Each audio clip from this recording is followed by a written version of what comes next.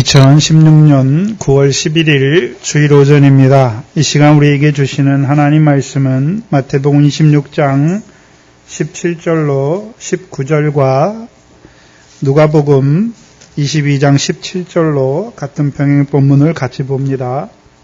먼저 마태복음 26장 17절로 19절 말씀입니다. 우리 각자에게 하시는 하나님의 말씀으로 함께 받겠습니다. 무교절의 첫날에 제자들이 예수께 나와서 가로되 유월절 잡수실 것을 우리가 어디서 예비하시기를 원하시나이까? 가라사대 성한 아무에게 가서 이르되 선생님 말씀이 내 때가 가까웠으니 내 제자들과 함께 유월절을 내 집에서 지키겠다 하시더라 하라 하신대 제자들이 예수의 시키신 대로 하여 유월절을 예비하였더라. 아멘. 누가복음 22장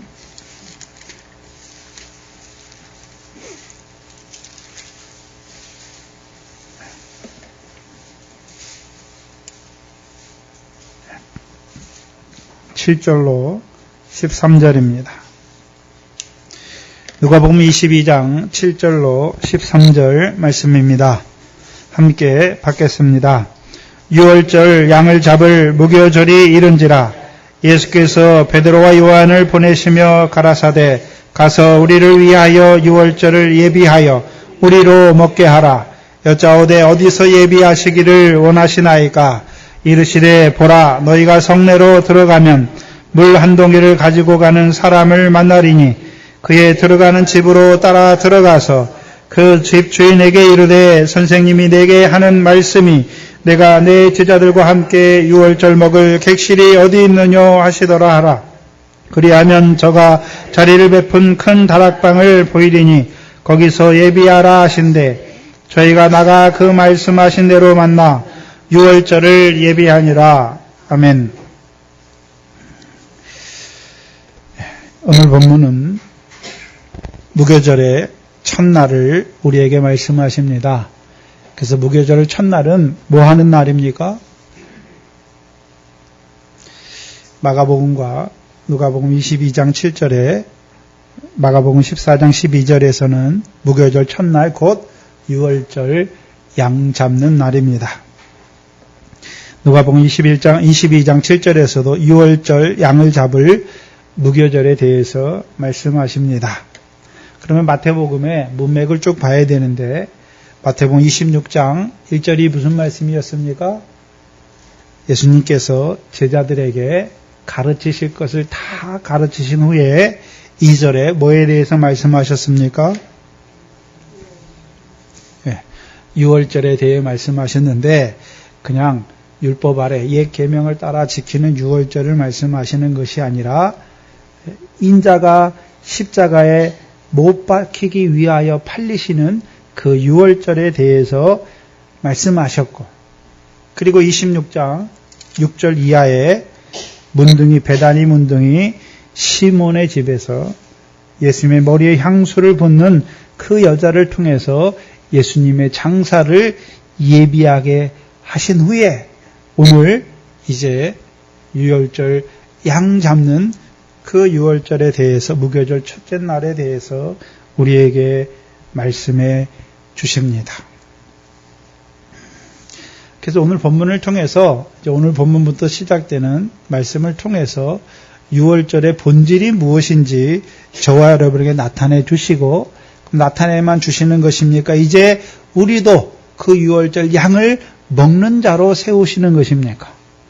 유월절 양을 먹는 자로 세우시는 것입니다. 유월절의 본질이 무엇입니까? 인자가 못 박히기 위해서 십자가에 못 박히시기 위해서 팔리시는 유월절 어린 양으로 말씀하시는데 그러면 인자의 죽으심이 그렇잖아요. 인자의 죽으심이 우리와 어떤 의미가 있는지를 보여주시는 유월절이죠. 그래서 마태복음 26장 26절로 28절에 보시면 저희가 먹을 때에 유월절 식사를 하고 있는데 먹을 때 예수께서 떡을 가지사 축복하시고 떼어 제자들에게 주시며 가라사대 받아 먹으라. 이것이 내 몸이라 하시고 또 잔을 가지사 살아야 하시고 저희에게 주시며 가라사대 너희가 다 이것을 마시라. 이것은 죄 사함을 얻게 하려고 많은 사람을 위하여 흘리는 바 나의 피 곧 언약의 피니라. 그래서 유월절의 본질이 무엇입니까? 주님의 몸을 먹게 하시는 것이고 주님의 피를 마시게 하시는 것이 유월절의 본질이지. 오늘 오전 시간에는 그러면 유월절 준비를 어떻게 하나 먼저 구약적인 배경을 통해서 살펴보고, 그렇죠? 근데 신약에서는 유월절 준비 어떻게 했습니까? 어떻게 하십니까? 특별히 먼저 제자들로 하여금 유월절을 먹게 하시기 위해서 예수님께서 제자들에게 행하신 것이 무엇입니까? 그들과 함께 하셔서 예수님의 분부, 예수님이 제자들에게 가르쳐야 될 것을 모두 마치신 후에 첫 번째 그게. 두 번째는요. 이제 베다니 문둥이 시몬의 집에서 향유를 붓는 여자를 통해서 예수님의 장사가 무엇인지를 그 의미를 나타내 주시고 이제 오늘 본문에 예수님께서 친히 제자들과 함께 하셔서 유월절 양 잡는 날이 시작되게 하시고 그 유월절을 제자들에게 먹여주시는 것이죠. 출애굽기 12장을 보시면 그래서 오늘 오전 시간에는 구약을 중심으로 배경으로 해서 구약 육조 이스라엘에게 출애굽을 명하셨는데 그 출애굽을 통해서 하나님 백성인 우리에게 이루어지는 그 유월절 그 제사가 무엇인지를 찾아가 보겠습니다.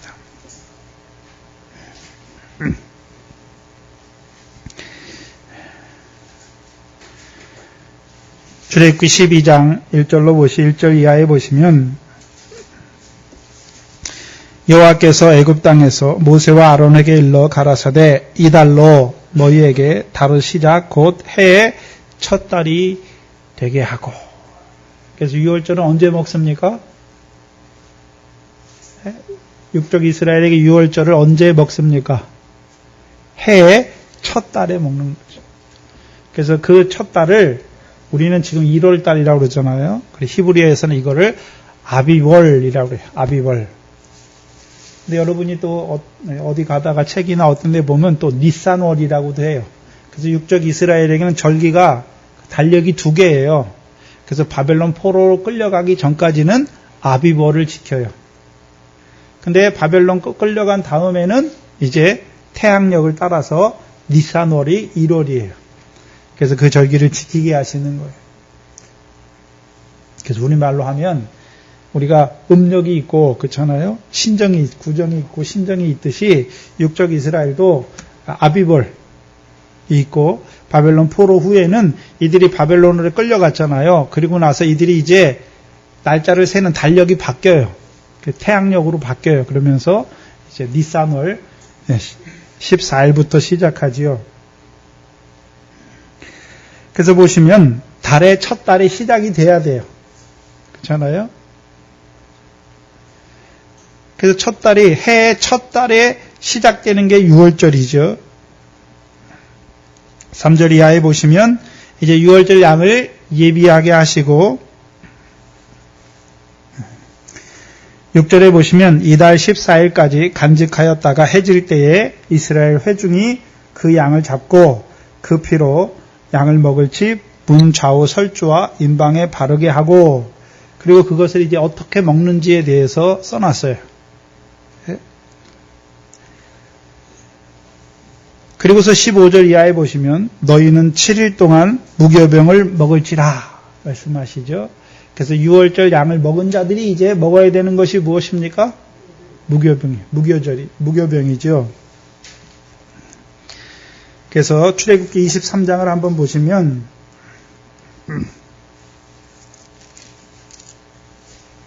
(23장) 14절 15절을 보시면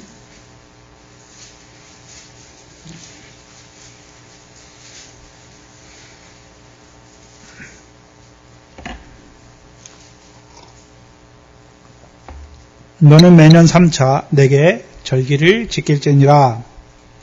너는 무교병의 절기를 지키라.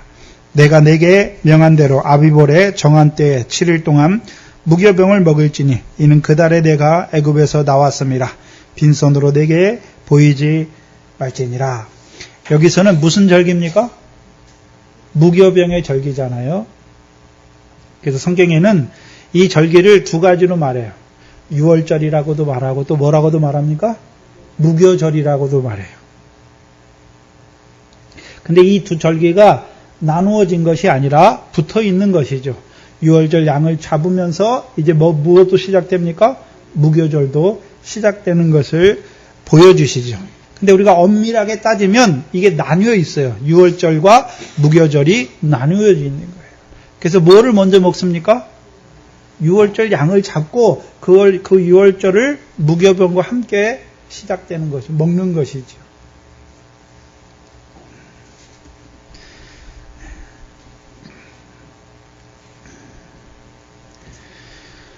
그래서 그달 정월, 우리말로 하면 정월이죠. 정월 14일에 양을 잡고 15일부터 뭐가 시작됩니까? 네, 무교병의 절기가 시작되는 것이죠. 근데 우리가 구별해야 되는 것은 이스라엘 백성이 이제 애굽에서 나와서 가나안 땅에 들어간 다음에 또는 광야에서 지킬 때에는 그렇죠? 달라요. 애굽에서 지키는 것과 광야와 가나안 땅에서 지키는 것이 조금씩 다른데, 그렇죠? 뭐가 다릅니까? 뭐가 다르냐면 애굽에서 먹을 때는 그 양의 피를 잡아가지고 그 피를 어디에다 바릅니까? 문 좌우 먹는 사람들의 문 좌우 설주와 임방에 바르게 하시잖아요. 근데 광야와 가나안 땅에서 지키는 유월절은 피를 가지고 바르지 않아요. 그건 두 번째. 애굽에 있을 때는 무교병을 먹지 못하잖아요. 유월절을 먹었는데 무교병을 먹지 못해요. 왜 못 먹습니까? 급해가지고, 그렇죠? 무교병을 만들었는데 그게 아직 발교됐습니까? 발교되지 못했습니까? 발교되지 못했잖아요. 근데 애굽 사람들이 빨리 내쫓으니까 그들이 시간이 없어서 그거를 어깨에 메고 싸가지고 가잖아요. 그렇죠? 가다가 이제 양식이 없으니까 그들이 가는 도중에 처음으로 그 무교병을 구워서 양식으로 먹는 것을 보여주시지. 또 한 가지 우리가 참고해야 되는 것은 이 무교병은, 이 유월절은 누가 먹습니까? 유월절은 누가 먹나요? 아무나 먹는 게 아니죠. 무엇을 받은 남자만 먹습니까? 남자는 유월절을 먹으려면 여자는 할례가 없으니까 남자는 다 뭐를 받아야 됩니까? 할례를 받은 자들이 먹는 거예요. 할례를 받은 자들이 먹는 것이죠.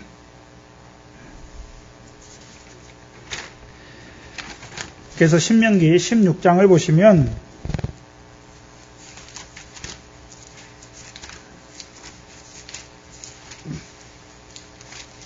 신명기 16장 1절 이하에 보시면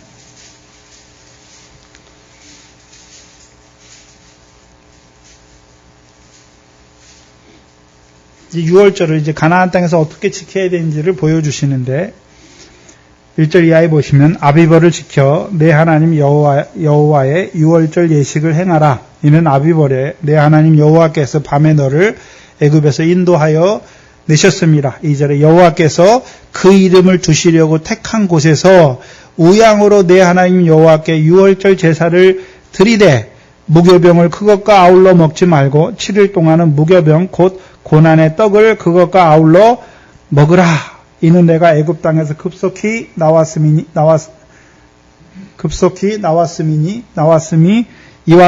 이같이 행하여 너의 평생에 항상 내가 애굽 땅에서 나온 날을 기억할 것이니라.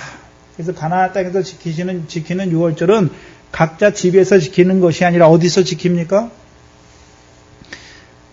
어디서 지킵니까?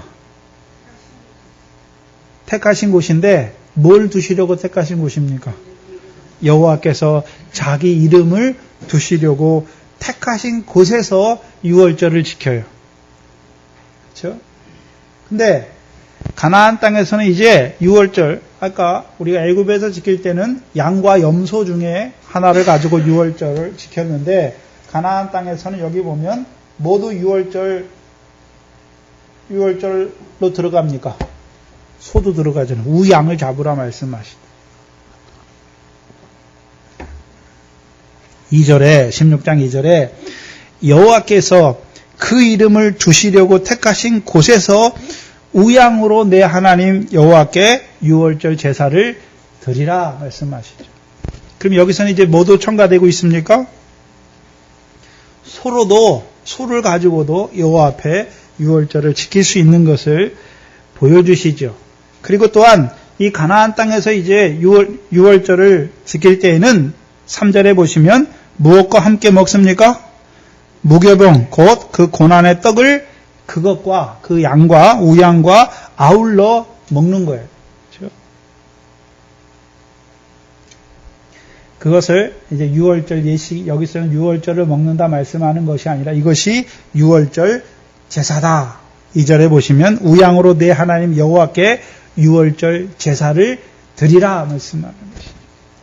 그리고 그것과 함께 무교병을 먹는데 무교병의 내용이 무엇입니까? 고난의 떡을 함께 먹는 거예요.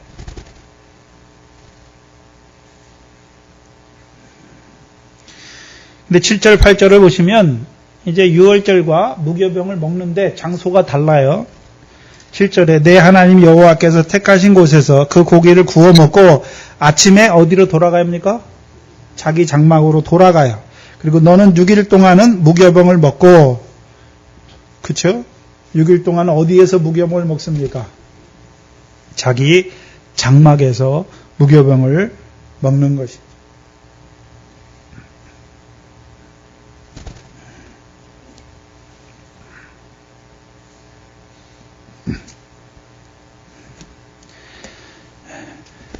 그래서 6월절 제사라고 말씀하시고 그것과 함께 무교병 곧 고난의 떡을 먹는 것에 대해서 말씀해 주십니다. 봐야 하는 것은, 그러면 오늘 본문은 무교절 첫날 양 잡는 날이 시작된 것을 보여주시죠.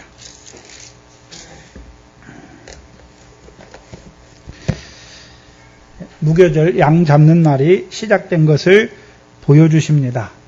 그래서 신약에 와서는 이제 무교절, 6월절과 무교절을 함께 쓰잖아요. 왜 씁니까? 가나안 땅에 들어가서는 6월절 따로 무교절 따로 옵니까? 아울러 먹습니까? 아울러 먹잖아요. 그래서 무교절 첫날을 말씀하시는 것이죠. 그러면 무교절 첫날 그 아비벌 14일에 양을 잡잖아요. 아비벌 14일에 양을 잡아요. 그러면 이제 구약에서는 양을 잡잖아요. 근데 신약에서는 누가 6월절 양이십니까? 예수 그리스도께서 6월절 양이시잖아요. 그럼 6월절 예수 그리스도께서 이제 언제 죽으십니까? 아비벌 14일 저녁에 죽으시잖아요. 그렇죠? 그러면 지금 이제 제자들에게 무교절 첫날을 말씀하시는데 첫날이 지금 시작되는 것을 보여주시는 거예요. 오늘 본문은. 그러면 무교절 첫날이, 근데 유대 원력은 유대인의 날짜 계산은 우리는 날의 시작이 언제 시작입니까? 밤 12시에 시작하잖아요. 그래서 그 다음날 12시가 되면 하루가 끝난 거잖아요. 그렇죠?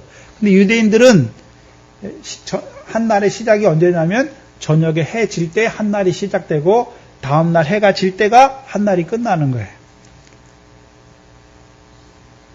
우리하고 좀 달라요. 유대인들은 해가 질 때 한 날이 끝나면서 한 날이 시작되고 다음날 해가 질 때 한 날이 끝나는 거예요. 그럼 예수님께서 제자들과 함께 6월절 첫날을 말씀하실 때 예수님이 이제 죽으시는 거잖아요. 근데 예수님이 지금 제자들과 함께 그 6월절 그 첫날을 지키시잖아요. 6월절 양을 먹으시는데 무교절 첫날에 양을 잡으시는데 예수님이 이제 그날 저녁에 시작되는 그 저녁이 14일 저녁이에요. 아비벌 14일인데 6월절 식사를 하시죠. 제자들과 함께 6월절 식사를 하세요. 그리고 그 다음날 오후에 어떡합니까? 십자가에서 죽으시죠. 지금 이제 14일 저녁이 시작된, 14일이 시작되는 그 저녁에 예수님께서 제자들과 함께 유월절을 먹는 것을 지금 보여주시는 거예요. 그리고 실제로 예수님께서 죽으시는데 유월절하고 이 유월절 마지막 만찬을 하시고 끌려가잖아요. 그리고 그 다음날 재판을 받고 그 다음날 어떻게 합니까? 십자가에 못 박히셔서 오후 3시에 운명하셔요. 해 질 때 죽으시는 거예요. 그래서 실제로 예수님이 죽으실 때, 그래서 지금 제자들은 양이 없어요. 제자들이 오늘 본문에 보시면 신약에 나오는 유월절에는 양을 먹었다는 말이 없고 뭐만 있습니까? 떡과 잔만 먹는 거에 대해서 나타내 주시잖아요. 그래서 유월절 양이신 주께서 제자들에게 뭘 주십니까? 자기 몸과 자기 피를 주시는 것이죠.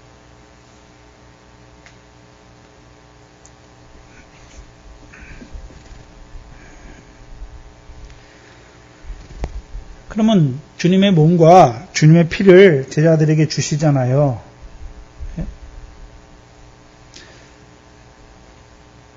이미 예수님께서 십자가에 죽으시기 전에 예수님께서 제자들에게 그 유월절 양식으로 뭘 주십니까? 자기 몸과 자기 피를 주어서 먹고 마시게 하는 것이죠. 그래서 그 주님의 살과 주님의 피에 참여하는 자로 세우시는 것이죠. 뭘 말씀하시냐면 그 유월절 제자들에게 주시는 그 유월절 떡과 잔을 통해서 유월절 어린 양으로 십자가의 죽으심의 의미가 무엇인지를 보여주실 뿐만 아니라 그 죽으심에 참여하게 하시는 거예요. 제자들로 하여금. 그럼 저와 여러분이 예수님의 죽으심에 유월절 어린 양으로 십자가의 죽으심에 참여한다는 것이 무엇입니까? 우리도 뭐 예수님처럼 죽는 게 아니잖아요. 물론 믿음이 자라가면 주께서만 고난받고 죽임 당하는 것이 아니라 우리도 주와 함께 고난받고 죽임을 당하지만 실제적으로 믿음이 어린 자들, 그 자리까지 자라나지 못한 자들에게는 예수님의 죽으심이 가져오는 그것을 입는 자가 되는 거예요. 그래서 신약적으로 뭐라고 그러냐면 예수님의 죽으심의 모든 효력, 예수님이 죽으심으로 하나님의 백성에게 주시는 모든 그 공력을 입는 자가 된다는 것이죠. 그것을 예수님의 죽으심의 효력에 참여한다. 그래서 쉽게 말하면 예수님이 그 십자가의 죽으심으로 하나님의 백성에게 베푸시는 그 대속의 은혜를 입는 자가 되는 것이죠. 그래서 예수님이 제자들에게 그렇죠? 그 유월절 그 양식, 그 자기 몸과 자기 살을 주어서 그것을 먹는 자들에게 그 유월절 주님의 죽으심이 의미하는 그 실제가 무엇인지를 제자들에게 나타내 주시는 것이죠. 그래서 예수님이 십자가에 죽으실 때가 그냥 자기들이 볼 때, 눈으로 볼 때 십자가에 죽으시는 것을 말씀하는 것이 아니라 거기서 그 몸을 찢으심으로 우리에게 주시는 것이고 거기서 그 피를 흘리심으로 우리의 죄를 사하시는 그 언약의 피로 세워주시는 것을 보여주시는 것이죠. 근데 제자들이 이 유월절 양식을 먹어요. 그 주님의 몸과 피에 참여하는 자가 되었음에도 불구하고 요한을 제외한 모든 나머지 제자들은 다 어떻게 합니까? 그 십자가 앞에 한 명도 서지 못하는 것을 또한 보여주시는 것이죠. 근데 오늘 본문에서는 예수님이 유월절 양식이라는 말 말씀하시지 무교병에 대해서는 말씀하지 않아요. 신약에서는. 그렇죠? 그래서 신약에서 주시는 유월절 양식은 유월절 어린 양을 말씀하는 것이 아니라 뭐가 양식입니까? 주님의 몸과 주님의 피가 우리의 양식이에요.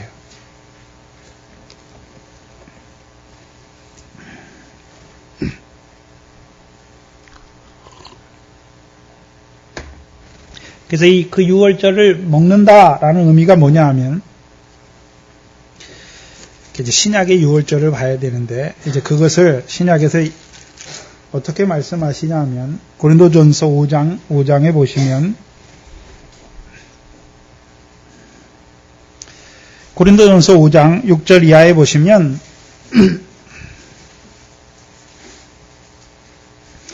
5장 6절로 8절입니다.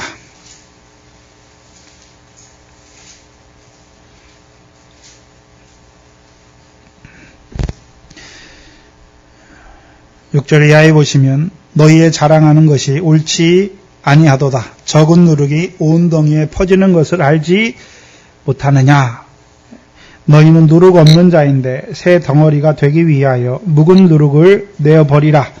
우리의 유월절 양 곧 그리스도께서 희생이 되셨느니라.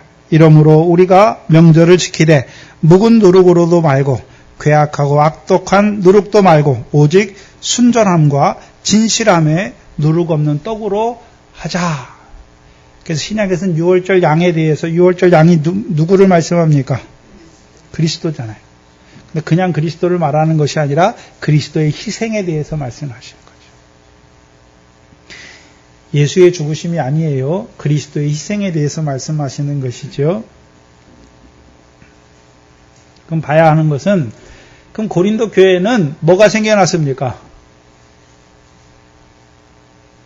고린도 교회는 유월절을 먹은 자들이에요. 그리스도의 희생이 믿어진 자들이잖아요. 그럼 희생이 믿어진 자들은 이제 어떻게 살아야 됩니까? 무교병을 먹는 자로 살아야 되잖아요. 근데 여기에 뭐가 생겼습니까? 누룩이 들어갔잖아요. 자, 무교병과 유교병이 뭘 말씀하냐면 우리는 대한민국 사람들은 떡을 양식을 먹잖아요. 근데 이스라엘 사람들의 주식이 뭡니까? 빵이에요, 빵. 우리는 떡이라고 번역을 했는데 우리에게 맞는 양식으로 번역했기 때문에. 근데 원래는 빵이에요, 빵. 근데 빵이 있는데 빵은 두 가지 빵이 있어요. 누룩이 들어가서 발효된 빵이 있고 누룩이 없는 그냥 밀가루로만 만든 빵이 무엇입니까? 그게 무교병이에요. 뭐가 섞이지 않았단 말이죠. 그래서 이제 그리스도의 희생이 믿어진 자들, 고린도 교회는 그리스도의 희생이 믿어졌잖아요. 그리스도의 십자가가 믿어졌기 때문에 나왔잖아요. 그럼 그들이 이제 어떤 자로 살아가야 됩니까? 누룩이 없는 무교병을 먹는 자가 돼야 되는데 이들에게 뭐가 생겨났습니까? 누룩이 생겨났잖아요. 근데 누룩이 두 가지 종류가 있잖아요. 무슨 누룩이 있습니까? 네? 묵은 누룩이 있고 또 어떤 누룩도 있습니까? 8절에 괴악하고 악독한 누룩이 있잖아요. 근데 그런 누룩으로 하지 말고 너희는 유월절 양을 먹었으니까 너희는 이제 어떤 누룩으로 살아가야 됩니까? 순전함과 진실함에 누룩 없는 떡으로 살아가라 말씀하는 것이죠. 그래서 유월절 양을 먹는 게 중요한 것이 아니라 유월절 양을 먹은 자들이 이제 무교병을 먹는 삶이 무엇인지를 봐야 되는 거예요. 곧 그리스도께서 나를 위해 죽어주신 것이 믿어졌어요. 내가 그 몸과 그 피를 먹었어요. 그러면 이제 우리가 그 그리스도의 유월절 그 희생이 믿어진 자들은 이제 어떻게 살아야 됩니까? 순전함과 진실함에 누룩 없는 떡으로 살아야 되는 것이죠. 그래서 유월절 먹은 다음에 무교병을 먹게 하신 이유가 무엇입니까? 네? 누룩 없이 살게 하신 거예요. 누룩은 뭘 말합니까? 외식이잖아요. 외식. 근데 외식이 두 가지가 있잖아요. 누가복음 6장의 외식, 아니 마태복음 6장의 외식이죠. 네? 구제, 기도, 금식했어요. 근데 누구 앞에서요? 사람 앞에서. 사람 앞에서 왜 합니까? 내가 이런 사람이야. 자기 의잖아요. 율법의 행위자, 율법의 행위. 그게 묵은 누룩이에요. 그럼 악독하고 괴악한 누룩은 무엇입니까? 외식인데 어떤 외식입니까? 디모데전서 4장 1절 이하잖아요. 외식함으로 거짓말이잖아요. 거짓말.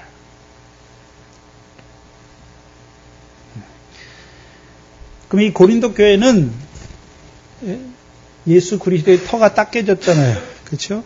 예수 그리스도의 터가 닦여진 자들이죠. 그러면 이들은 어떤 주님의 그리스도의 희생이 믿어졌는데 어떤 희생입니까? 히브리서 10장 10절이잖아요. 예수 그리스도께서 단번에 죽으심으로 우리가 거룩함을 입었다. 그럼 그리스도의 희생이 믿어진 자는 이제 어떤 자가 됐습니까? 거룩함을 입은 자가 됐잖아요. 그럼 거룩함을 입었으면 다 됐습니까? 이제 거룩함을 입었으니까 실제의 삶에서 거룩한 행실로 드러나야 되는 것이죠. 근데 고린도 교회는 뭐가 드러나고 있습니까? 외식이잖아요, 외식. 자랑. 그렇죠? 고린도 교회가 문제가 많잖아요. 그리스도 안에 있긴 있는데 3장 1절에 보면 그리스도 안에서 어떤 자들입니까? 어린아이잖아요. 어린아이. 육신을 따라 행하고 있잖아요. 그러니까 그 교회에 뭐가 있습니까? 분쟁과 시기가 있고 분파가 있고 우상의 제물에 대한 문제가 있고 음행에 대한 문제가 있고 은사를 주셨는데 은사 때문에 질서가 안 잡혀가지고 그렇죠? 왜 그렇습니까? 주신 건 있는데 나는 아볼로에게 나는 게바에게 받았어요. 그게 잘못된 게 아니에요. 근데 문제는 무엇입니까? 그 말씀 받았으면 그 말씀대로 살아가야 되는데 삶은 없이 말만 있는 거예요. 뭐라고 말합니까? 나는 아볼로한테 배웠어. 나는 게바한테 배웠어. 네? 나는 그리스도께 속한 자야 라고 말하는 것이잖아요. 그래서 고린도전서 4장 18절로 20절에 보시면 어떤 이들은 내가 너희에게 나아가지 아니할 것 같이 스스로 교만하여졌으니 그러나 주께서 허락하시면 내가 너희에게 속히 나아가서 교만한 자의 말을 알아볼 것이 아니라 오직 그 능력을 알아보겠으니 하나님의 나라는 뭐에 있지 아니하고요? 말에 있지 아니하고 뭐에 있습니까? 능력에 있습니다. 그럼 이들이 뭐만 앞세우고 있습니까?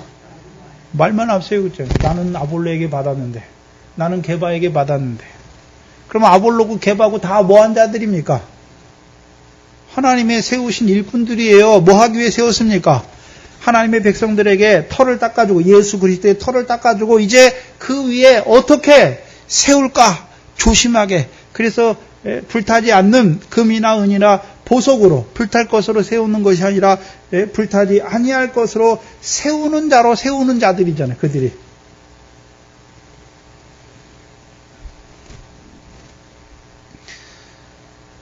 그래서 묵은 누룩은 그리스도 안에서 여전히 어린아이와 같이 육체에 속한 자로 살아가고 있는 거예요. 또한 괴악하고 악독한 누룩이 생겨났어요. 5장 1절 이하에 보면 어떤 자가 생겨났습니까? 자기의 아버지의 첩과 음행하는 자까지 생겨났어요. 그러면서도 그걸 판단하지 못하고 어떻게 합니까? 교회에 그냥 놔두고 있는 것이죠. 그 사도 바울이 뭐라 합니까? 이런 자는 누구에게 내줍니까? 사단에게 내어주었다. 돌이킬 수 있는 것이 있고 누룩도 제할 수 있는 누룩이 있고 버려야 되는 누룩이 있는 것을 보여주시는 것입니다. 그럼 너희는 어떤 누룩으로 살아야 됩니까? 순전함과 진실함이 누룩 없는 떡으로 행하자라고 살아가자라고 말씀하는 것이죠. 그러면 우리에게 그리스도의 희생, 그리스도의 몸과 피를 주신 이유가 무엇입니까? 우리로 하여금 이제 어떤 자로요? 누룩 없는 떡으로 살아가게 하시기 위해서. 한마디로 그것을 뭐라고 말씀했습니까? 구약에서는 고난의 떡으로 말씀하는 거죠. 예수 믿는 것은 고난이 고난. 그래서 무교병이 뭐냐면 고난이에요. 왜요? 하나님 말씀 따라 사는 거, 믿음으로 사는 게 다 고난이에요.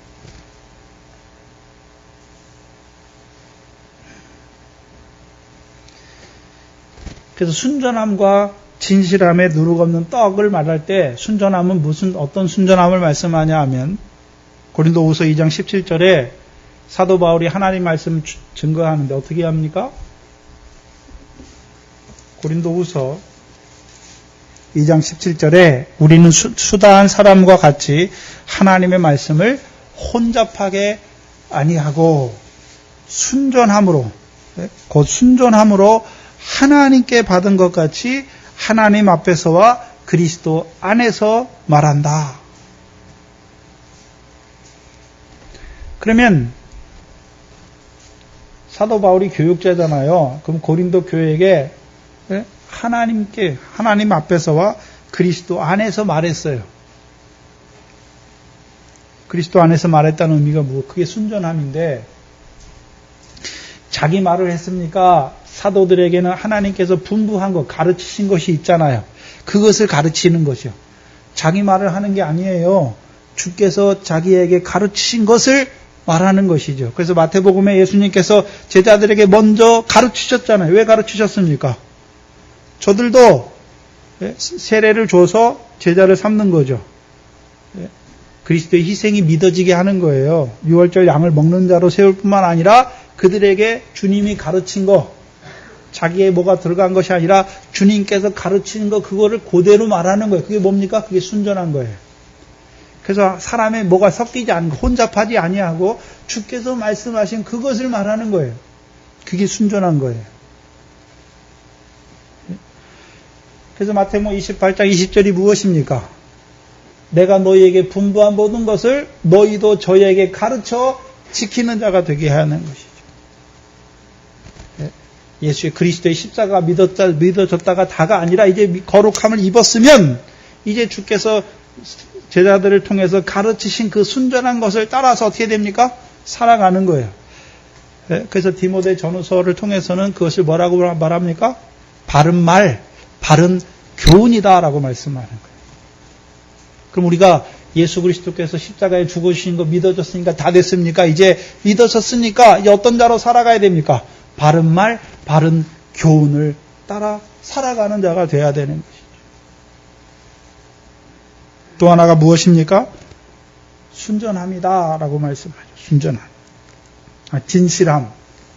알레테이아인데 진리예요, 진리. 그럼 진리 안에서 살아가는 것이죠. 그래서 순전함과 진실함이 없는 누룩 없는 떡으로 살아가는 삶이 어떤 삶입니까? 고린도전서에는요. 예수 그리스도의 터 위에 예수 그리스도의 희생제사가 희생의 그 제사가 믿어졌어요. 그러면 그 터 위에 뭘로 세우는 것입니까?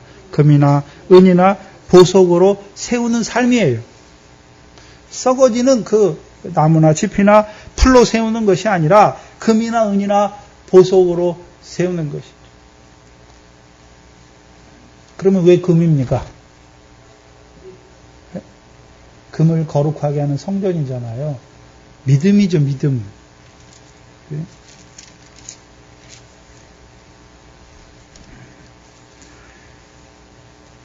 은은 무엇입니까? 회개의 역사를 말씀하는 것이고, 보석은 무엇입니까? 우리의 보화를 하늘에 쌓는 삶이에요. 그 삶을 고린도전서 3장 16절 17절 보시면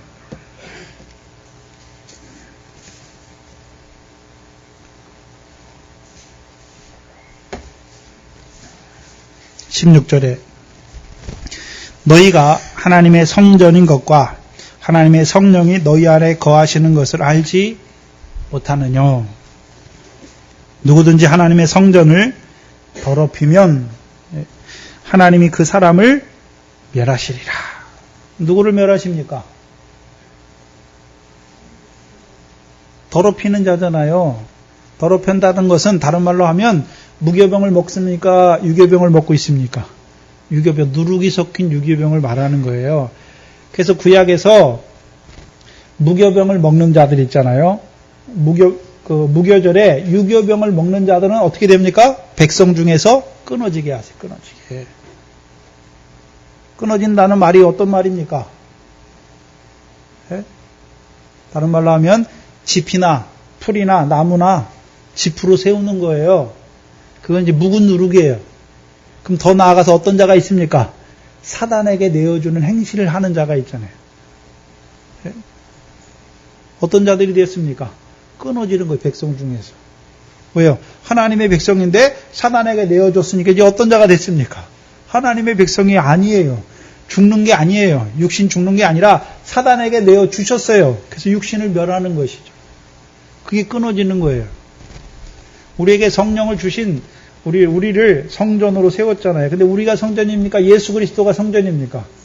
그래서 예수 그리스도의 죽으심이 믿어지면 우리도 그 성전에 예수님의 몸에 접붙은 뭐가 됐습니까? 성전이 된 거예요. 그럼 성전이 됐으니까 어떤 자로 살아가야 됩니까? 거룩한 자로 살아가야 되는 것이죠.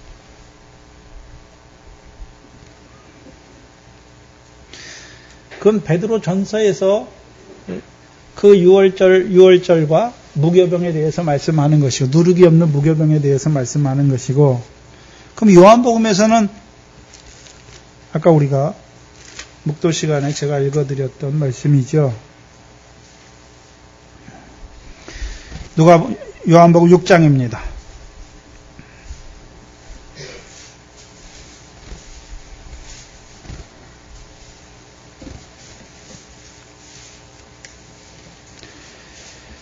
(53절) 이하에 예수께서 이르시되 내가 진실로 진실로 너희에게 이르노니 인자의 살을 먹지 아니하고 인자의 피를 마시지 아니하면 너희 속에 생명이 없느니라. 내 살을 먹고 내 피를 마시는 자는 영생을 가졌고 마지막 날에 내가 그를 다시 살리리니 내 살은 참된 양식이요 내 피는 참된 음료로다. 요한복음에서는 마지막 만찬이 나오긴 나오는데 내 몸을 막어라, 내 피는 이걸 세우신 언약이다, 이런 말씀이 하나도 안 나오잖아요. 요한복음에서. 그렇죠?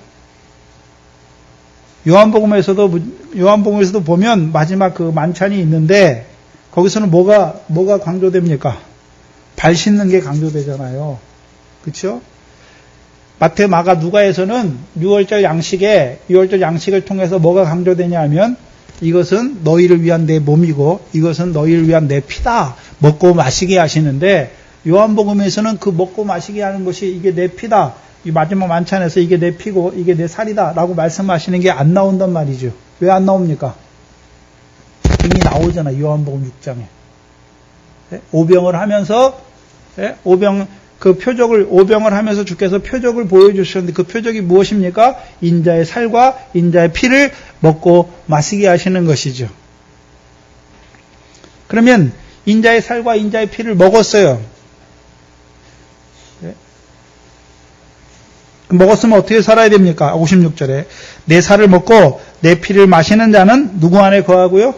내 안에 거하고 나도 그 안에 거하나니 살아계신 아버지께서 나를 보내심에 내가 아버지로 인하여 사는 것 같이 나를 먹는 그 사람도 누구를 위해서 삽니까? 나를 인하여 살게 하시는 거예요.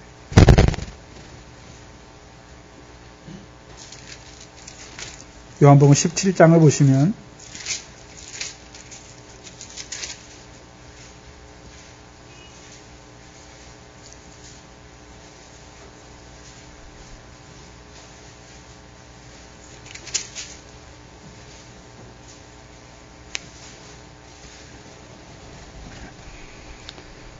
(17장) 21절에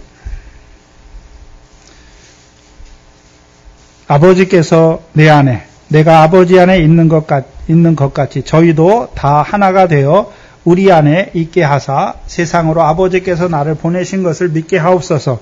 내게 주신 영광을 내가 저희에게 주었사오니 이는 우리가 하나가 된 같이 저희도 하나가 되게 하려 하심이라. 곧 내가 저희 안에 아버지께서 내 안에 계셔서 저희로 무엇을 이룹니까?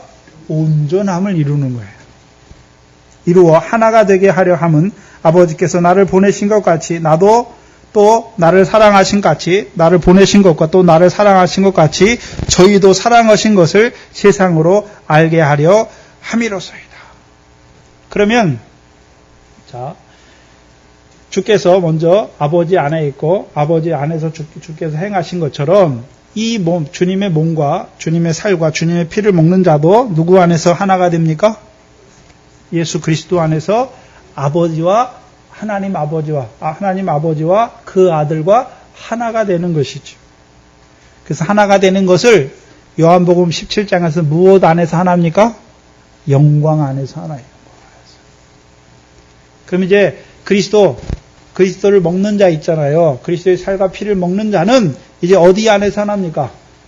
아버지 하나님과 그리스도 안에서 하나예요. 무엇 안에서요? 영광으로. 다른 말로 하면 영광에 합당한 삶을 사는 거잖아요. 그리스도께서 우리를 구원하신 목적이 무엇입니까? 우리를 위해서 죽으셔서 우리를 구원하신, 우리로 구원하신 목적이 무엇입니까? 우리로 하여금 어떻게 살게 하시려고요? 하나님의 영광에 합당한 삶을 살게 하시려고. 그게 요한복음 17장 17절이죠. 진리로 저희를 거룩하게 하시네. 그게 거룩한 삶이죠. 거룩함을 입은 자들로 하여금 예수 그리스도의 희생자사를 통해서 거룩함을 입은 자들로 하여금 거룩하게 살아가게 하시는 거죠. 그럼 요한복음에서의 거룩함은 무엇입니까? 사랑이에요, 사랑. 계명을 지키는 거죠. 열매죠, 열매. 성령의 열매를 말씀하시는 거죠. 그럼 예수 그리스도의 터가 닦여진 자들의 거룩한 삶은 무엇입니까? 미래 결실하고 보리에 결실하는 게 거룩이에요. 그리스도의 희생제사를 통해서 우리로 하여금 그 언약의 피를 통해서 죄사함을 얻게 하셨잖아요. 그럼 죄사함을 얻게 하신 이유가 무엇입니까? 이제 예수 그리스도의 터가 닦여진 자들은 이제 세상 염려, 재래 유혹 그런 걱정하지 않고 미래 결실하는 자로 하나님의 나라와 의를 이루어가는 자로 보리에 결실하는 자들은요. 이제 썩어질 거, 더러운 거, 쇠해지는 걸 따라 사는 것이 아니라 썩지 않고 더럽지 않고 쇠하지 아니하는 그 하늘의 기업을 있게 하시는 그 삶이 거룩한 삶이에요. 요한복음에서는요. 형제를 사랑하는 것이 거룩한 삶이에요. 더 자라가는 자들은요. 모세가 무리반 물에서 하나님이 모세를 왜 책망합니까? 내가 나의 거룩함을 나타내지 아니하였다. 그 패역한 이스라엘 백성을 보면서도 하나님은 그들에게 뭘 나타내길 원하십니까? 하나님의 거룩하심, 그들을 사랑하심을 나타내는 것을 원하시는데 모세는 그걸 나타내지 않잖아요.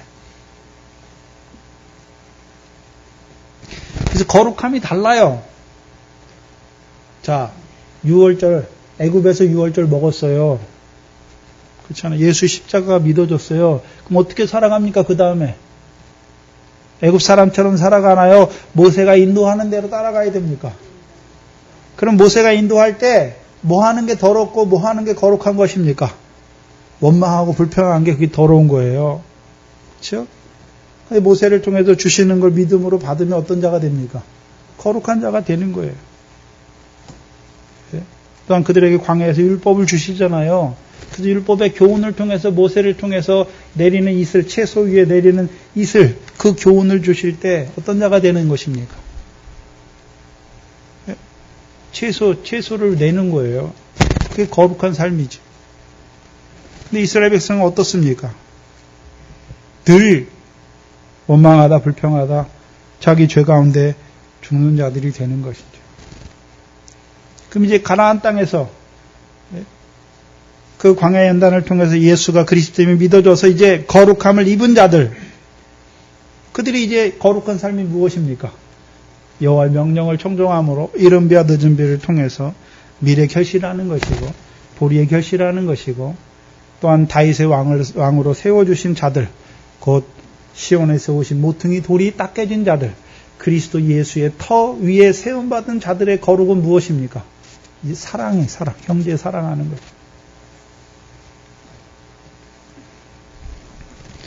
그래서 우리는 꼭 유월절 양에만 관심이 있는데 그게 아니에요. 유월절 양을 먹으면 어떤 자가 됩니까? 주께서 내 안에, 내가 주님 안에 함께하는 자가 돼야 되는 것이죠. 그래서 우리를 예수 그리스도께서 우리를 위해 죽으신 것은 왜 죽으셨습니까? 이제 그 사랑을 입은 자들로 다시는 자기 육신을 따라 살지 아니하고 자기를 위하여 죽으신 그리스도를 위하여 살게 하시려. 근데 문제는 유월절 어린 양 곧 그리스도의 희생이 믿어졌음에도 불구하고 우리가 어떻게 살고 있습니까? 무교병이 아니라 유교병으로 누룩을 가진 삶을, 더러운 삶을 살 때가 많잖아요. 멸시할 때가, 성전을 더럽게 할 때가 많은 자로 살아가는 것이죠.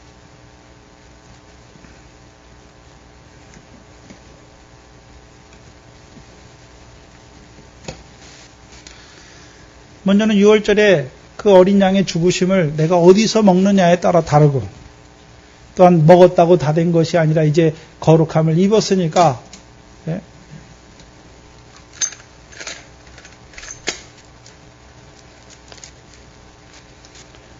예수 그리스도의 터가 닦여진 자들, 더 나아가서 그리스도 예수의 터 위에 세움받은 자들, 어떤 자로 살아가야 됩니까? 그것을 보여주시는 거죠.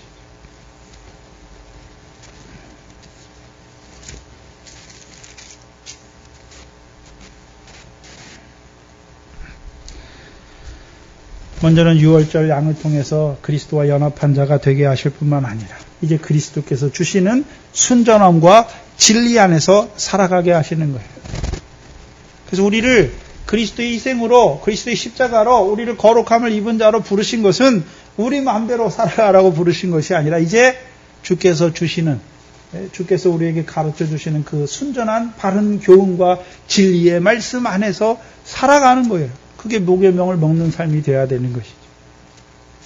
근데 저와 여러분의 삶은 한국 교회의 문제가 뭐냐면 그리스도의 희생자사는 잘 믿었어요. 그리고 나서요 무교병을 먹고 있어요.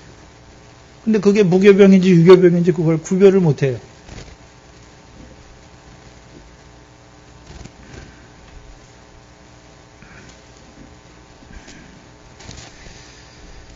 (17절) 하반절에 보시면 무교절의 첫날에 제자들이 예수께 나와 가로되 유월절 잡수실 것을 우리가 어디서 예비하시기를 원하시나이까. 그래서 마태복음과 누가복음에서는 제자들이 선생님을 위해서, 예수님을 위해서 유월절을 예비해요. 그래서 본문에 보시면 마가복음을 봐야 더 확실하게 보여요. 마태복음에서는 그 행위의 주체를 빼놔서 그러죠. 누가복음 14장 12절 보시면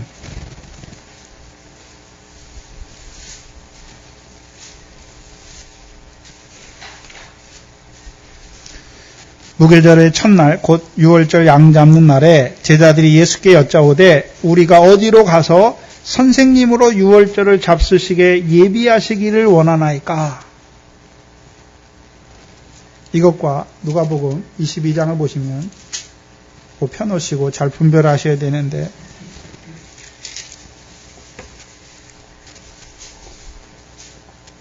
7절 8절에 유월절 양잡을 무교절이 이른지라 예수께서 베드로와 요한을 보내시며 가라사대 가서 나를 위하여 아니라 우리를 위하여 유월절을 예비하여 우리로 먹게 하라. 여짜오되 어디서 예비하시기를 원하시나이까.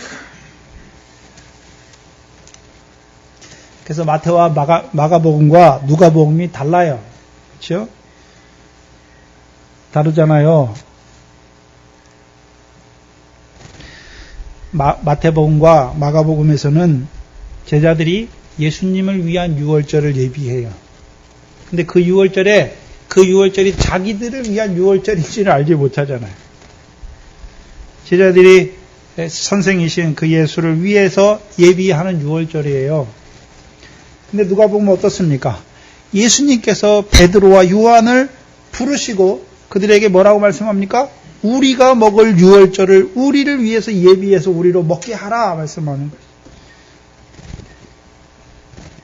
근데 여기 베드로를 말할 때 다른 공간복음에서 베드로를 말할 때 항상 시몬의 아들, 요한의 아들 시몬이나 또는 바요나 시몬이라고 말하는데 여기서는 시몬이란 말이 누구의 아들이란 말이 없이 뭐라고 말씀합니까? 베드로와 요한을 보내시는 거예요.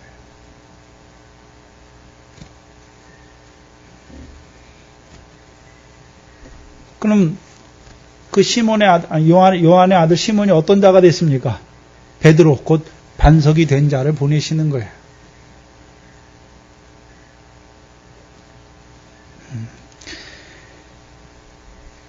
그럼 베드로의 믿음이 어디 나옵니까? 반석의 믿음이 누가복음 16장에 나오잖아요. 주는 그리스도시요 살아계신 하나님의 아들이심을 보는 자잖아요.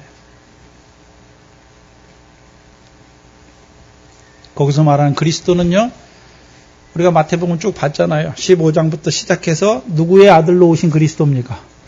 다윗의 아들로 오신 그리스도. 그래서 누가복음 1장은 누가복음 시작이 무엇입니까? 누가복음 1장 31절에 보시면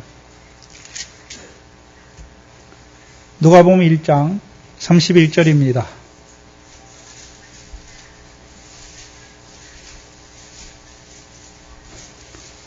누가복음 1장 31절에 보라 내가 수태하여 아들을 낳으리니 이름을 예수라 하라. 근데 마태복음 1장 21절과 다르죠. 자기 백성을 저희 죄에서 구원할 아들이 예수가 아니에요. 여기서는 32절에 저가 큰 자가 되고 지극히 높으신 이의 아들이라 일컬을 것이요 주 하나님께서 그 조상 다윗의 위를 저에게 주시리니 영원히 야곱 집에 왕 노릇하실 예수로 온 거예요. 그럼 누구로 왔습니까?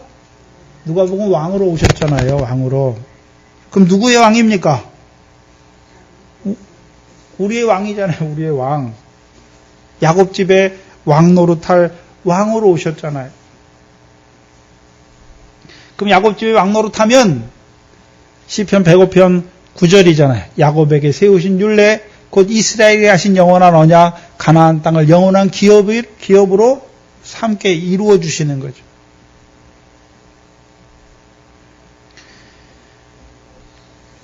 신약에서는요. 시온에 오시는 왕이잖아요.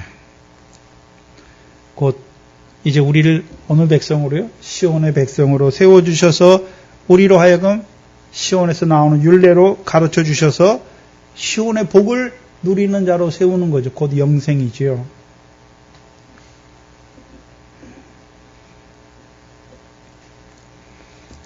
그럼 베드로가 보고 있는 거죠. 다윗의 자손으로 오신 그리스도께서 우리를 위해 죽으시는 유월절을 보여주시는 것이죠. 로마서 1장이죠.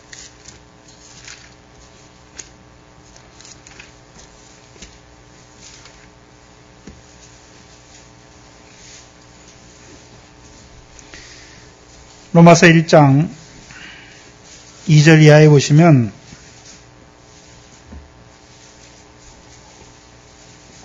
이 복음은 하나님이 선지자들로 말미암아 그 아들에 관하여 성경에 미리 약속하신 것. 복음은 아들에 관해서 약속하신 것이죠. 근데 그 아들이 오셨잖아요. 그 약속대로 선지자들로 말씀하신 그 아들이 오셨죠. 근데 3절에 이 아들로 말하면 육신으로는 누구에게서 났습니까? 아브라함의 자손으로 왔습니까? 다윗의 아들로 오셨습니까? 왕으로 오셨단 말이죠. 그 왕으로 오셔서 이 땅에서 죽지 않고 자기 좋은 거 다 누리는 왕입니까? 우리를 위해서 죽으시는 왕입니까? 우리를 위해서 죽으셨잖아요. 그럼 죽으시면 하십니까? 이제 살아나십니까?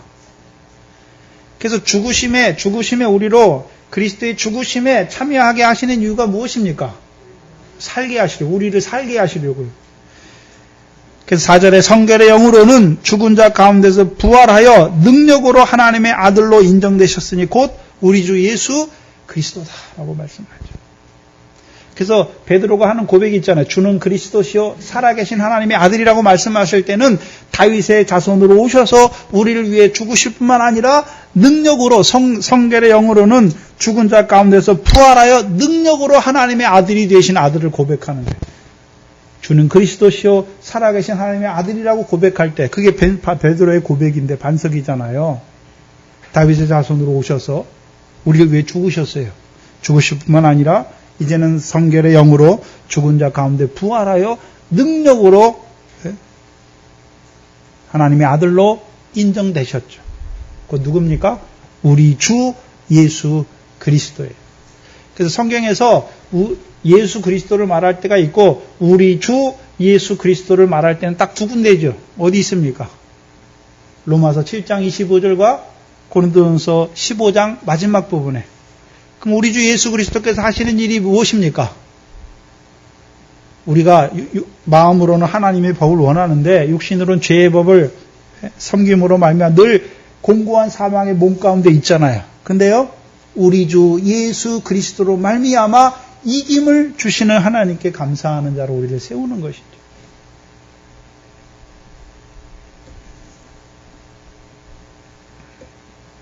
그래서 어떻게 이기게 하십니까?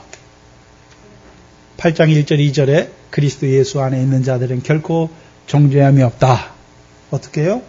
그리스도 예수 안에 있는 생명의 성령의 법을 통하여 죄와 사망의 법에서 해방시킬 뿐만 아니라 이제는요, 그리스도 예수를 죽은 자 가운데 살리신 영이 우리 안에 거하심으로 우리의 죽을 몸도 살리셔서 이기게 하시는 것입니다.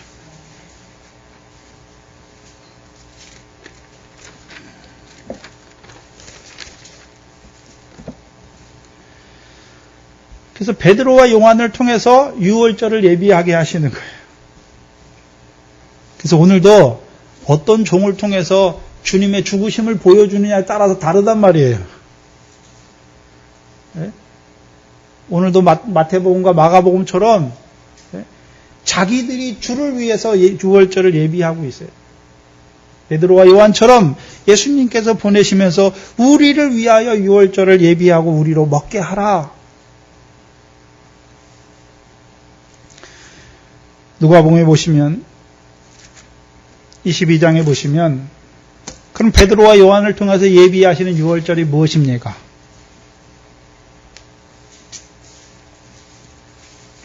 (15절에) 이르시되 내가 뭐 받기 전에요? 고난 받기 전에 너희와 함께 이 유월절을 먹기를 원하고 원하였다.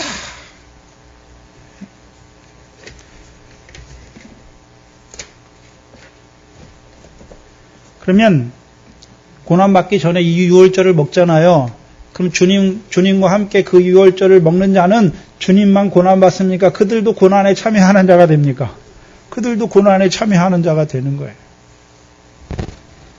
그래서 오늘도 어떤 예수를 증거해 주냐에 따라서 생활이 달라져요. 예수님께서 우리의 모든 걸 다 지고 갔으니까 우리에게는 이제 세상 평안이 있고 육신의 축복만 있습니다. 악독한 누룩이에요.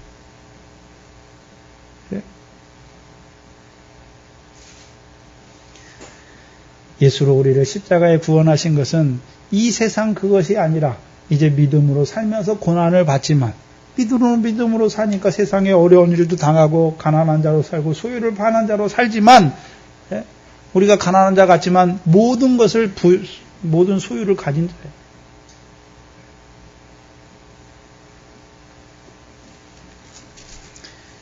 고린도전서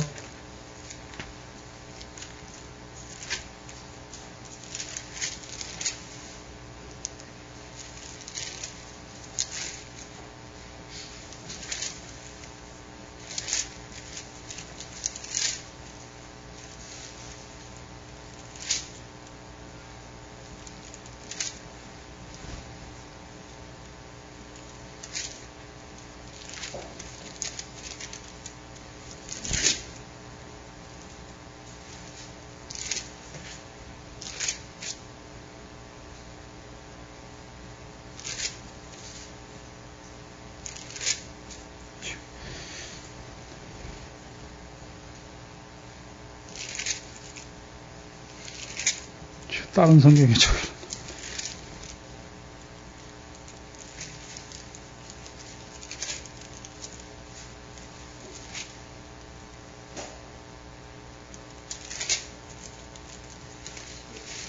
예?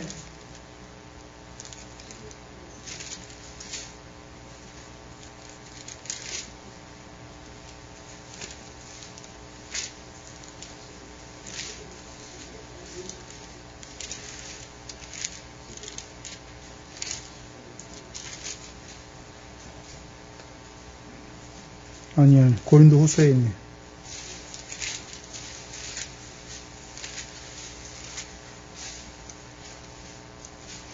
고린도후서 6장 10절 보시면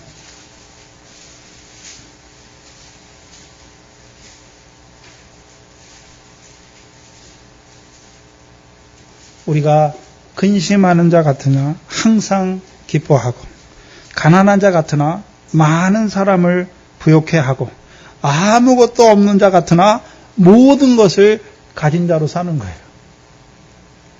세상 사람들이 볼 때는 저렇게 어떻게 살아? 근데 항상 기뻐하고 가난한 자 같으나 오히려 많은 사람을 부욕해요. 또한 아무것도 없는 자 같은데 모든 것을 가진 자로 살아가는 것이죠.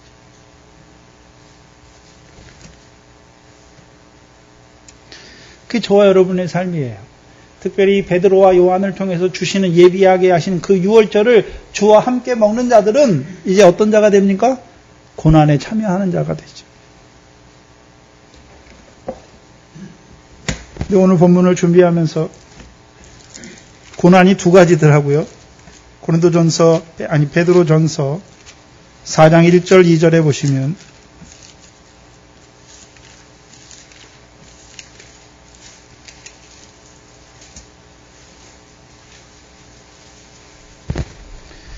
베드로전서 4장 1절 2절에 그리스도께서 이미 육체의 고난을 받으셨으니 너희도 같은 마음으로 갑옷을 삼으라. 이는 육체의 고난을 받은 자가 죄를 그쳤음이니. 그러면 이 유월절 베드로와 야고보를 통해서 고난을 이루시는 그 유월절인데 그 고난을 우리에게 왜 주십니까? 죄를 그치기 위해서 주시는 거예요. 죄를 그치기. 다른 말로 하면 죄에 대하여 죽게 하시는 게 고난이에요. 로마서 6장이잖아요. 그리스도와 합한 장사로 말미암아 우리도 그와 함께 장사되는 것이죠. 죽는 거예요. 우리의 육체와 함께 정과 욕심이 죽는 것이죠. 그 죄에 대해 죽게 하시는 게 고난이란 말이죠. 왜 우리에게 죄에 대해 죽는 그 고난을 받게 하십니까? 2절에 이제 우리가 육신으로 사는데 그 후로는 다시는 사람의 정욕을 쫓지 않고 오직 하나님의 뜻을 쫓아 육체의 남은 때를 살게 하시려고. 그게 베드로를 통해서 주시는 고난이에요. 베드로 반석이잖아요. 주는 그리스도시요 살아계신 하나님의 아들이다. 우리도 어떤 자로 세웁니까? 다윗과 같이 그리스도 안에서 왕노릇다. 신약에서는 다윗의 자손으로 오신 왕이 누굽니까? 시온에 세우신 모퉁이 돌이신 그리스도 예수를 주로 받는 자로 세워주시고 그 그리스도 예수를 주로 받는 자들이 이제 살아가는 삶이 무엇입니까? 육체와 함께 정과 욕심을 못 박는 그 고난의 삶, 죄에 대해 죽게 하신 그 고난의 삶을 살게 하시는 것이죠. 그럼 요한을 통해서 주시는 고난은 무엇입니까? 베드로전서 4장 12절 이하지요. 사랑하는 자들아 너희를 시련하려고 오는 불시험을 이상한 일을 당하는 것 같이 이상히 여기지 말고 오직 너희가 그리스도의 고난에 참여하는 것으로 즐거워하라. 이는 그의 영광을 나타내실 때에 너희로 즐거워하고 기뻐하게 하려 함이라. 너희가 그리스도의 이름으로 욕을 받으면 복 있는 자로다. 영광의 영 곧 하나님의 영이 너희 위에 계심이라. 이제요 의를 인하여 핍박을 받고 욕을 받는 자로 세워가시는 그 고난까지도 참여하는 자로 세우시는 거예요. 그래서 우리가 지난 시간부터 계속해서 그리스도의 유월절, 그리스도의 장사의 의미가 우리에게 그 장사를 통해서 주시는 그 살과 피를 먹게 하시는 것이 저와 여러분에게 무슨 의미가 있는지를 보여주시는 것이죠. 우리를 어떤 자로 세우시는지.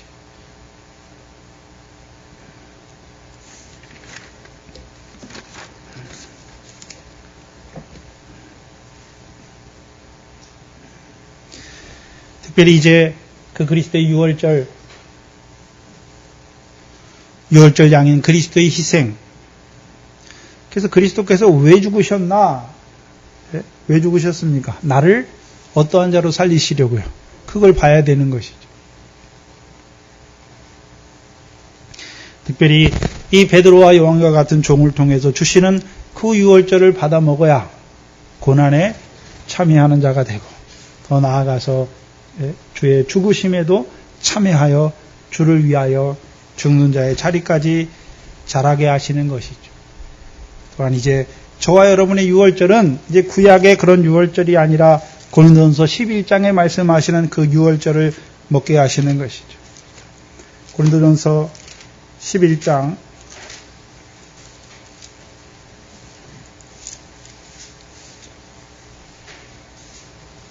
23절 이하에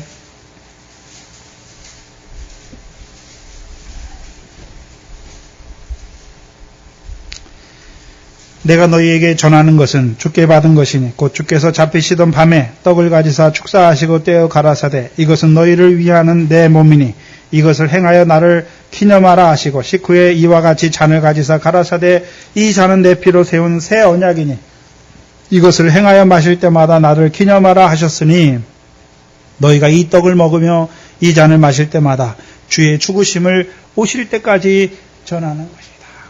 그래서 이 떡과 이 잔을 먹는 자들이 이제 해야 되는 일이 무엇입니까? 주께서 오실 때까지. 언제까지요? 주께서 오실 때까지 주의 죽으심을 전하는 것이죠.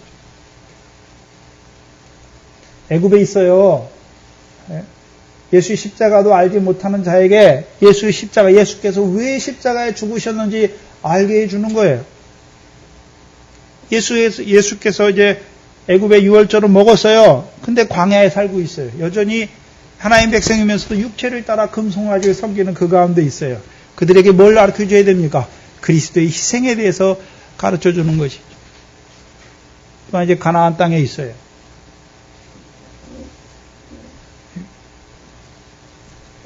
가나안 땅에 있는 그들에게 그리스도의 희생에 대해서 그리스도께서 너희를 위해 왜 죽으셨는지 너희로 하여금 이제 결실하고 열매 맺는 자로 세우시기 위하여 죽으신 것을 보여주었어요.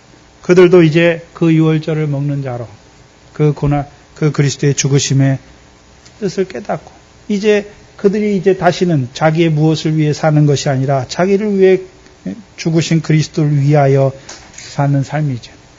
그래서 저와 여러분이 그리스도를 위하여서 우리를 위해서 죽으신 그리스도를 위해서 다시 사는 삶이 무엇입니까? 그 미래 결실하는 삶이고 보리의 결실하는 삶이고 성령의 열매를 맺는 삶을 살게 하시는 것이죠. 그래서 그 시작이 어디입니까? 유월절 양식에서 시작되는 거예요. 그래서 저와 여러분이 그 유월절 양식을 받아 먹어야 이제 그리스도의 죽으심의 의미를 그 실제를 우리가 인식하게 되는 것이고 우리의 삶이요 이제 그리스도의 뜻 죽으신 나를 위해 죽으시고 부활하신 그 뜻 안에서 살아가는 자가 되는 것이죠. 한마디로 영광에 합당한 삶을 살아가게 하시는 것이죠. 그것이 구약에서 그 유월절과 무교병을 먹게 하시는 삶이 그리스도의 유월절 희생 제사를 통해서 우리에게 그리스도의 죽으심을 보게 하시고 깨닫게 하셔서 우리도 이제 그리스도께서 이렇게 나를 위해서 죽으셨는데 우리가 어떻게 살아가야 되는지를 깨닫게 하시는 유월절과 무교병으로 먹고 마셔야 하는 것입니다. 기도하겠습니다. 하나님 아버지 감사합니다. 그 아들을 보내시되 그 십자가에 못 박혀 죽으시는 그 유월절 양으로 보내어 주신 아버지 하나님 감사합니다. 이 땅의 유월절 어린 양으로 이 땅에 오셔서 우리를 위하여 그 몸과 그 피를 그 십자가에 흘려주심으로 우리로 하여금 그 구속을 입은 자로 그리스도의 대속의 은혜를 입게 하셔서 이제는 그 대속의 은혜를 깨닫게 하셔서 우리가 이 땅에서 이제 어떠한 자로 살아가야 될 것인지 우리의 삶이 무엇을 위하여 달려가야 될 것인지 바라보게 하시고 오늘도 그 유월절의 의미를 되새기게 하시며 그 살과 그 참된 양식과 참된 음료로 먹고 마시게 하셔서 우리의 한날 한날의 삶이 이제는 썩어지는 그 무엇이 아니라 하나님께서 원하시는 결실과 열매를 맺는 삶으로 살아드리는 그 한날 한날의 무교병의 삶이 될 수 있도록 아버지 하나님 인도하여 주시옵소서. 이곳에 주의 몸된 교회를 세워주시고 이 영생의 말씀으로 우리를 영광된 생명으로 살아나기를 원하시는 아버지 하나님 감사합니다.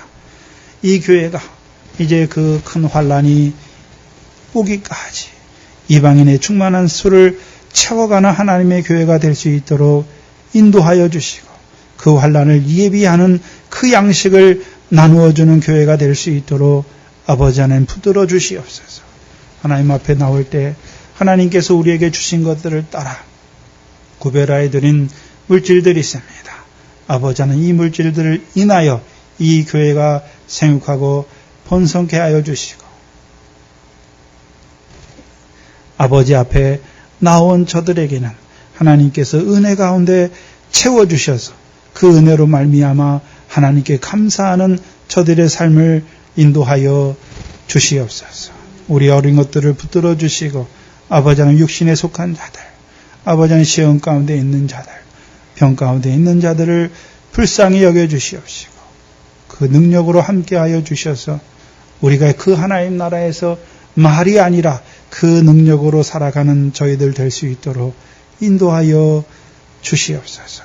예수님의 이름으로 기도하옵나이다. 아멘.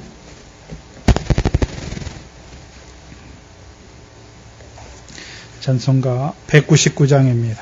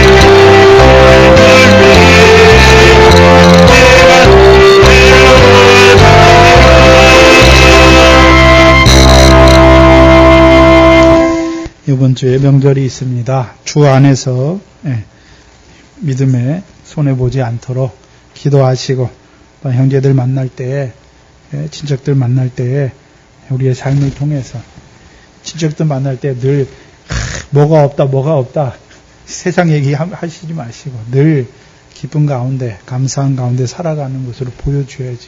그렇죠? 성경 읽기, 묵상하기 계속되고 있습니다. 성경 안 읽으면 하나님 말씀 알지 못하면 그 망하는 것이죠. 그래서 늘 읽는 거에 전념하시고 또 교훈의 묵상에 전념하시기 바랍니다.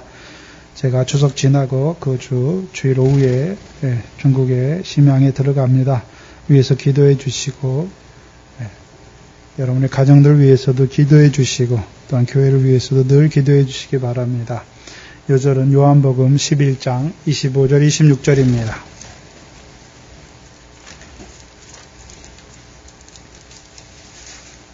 요한복음 11장 25절 26절입니다. 함께 읽겠습니다. 예수께서 가라사대 나는 부활이요 생명이니 나를 믿는 자는 죽어도 살겠고 무릇 살아서 나를 믿는 자는 영원히 죽지 아니하리니 이것을 내가 믿느냐. 아멘. 하나님의 복을 받겠습니다. 여호와는 내게 복을 주시고 너를 지키시기를 원하며 여호와는 그 얼굴로 내게 비추사 은혜 베푸시기를 원하며 여호와는 그 얼굴을 내게로 향하여 두사 평강 주시기를 원하노라. 아멘.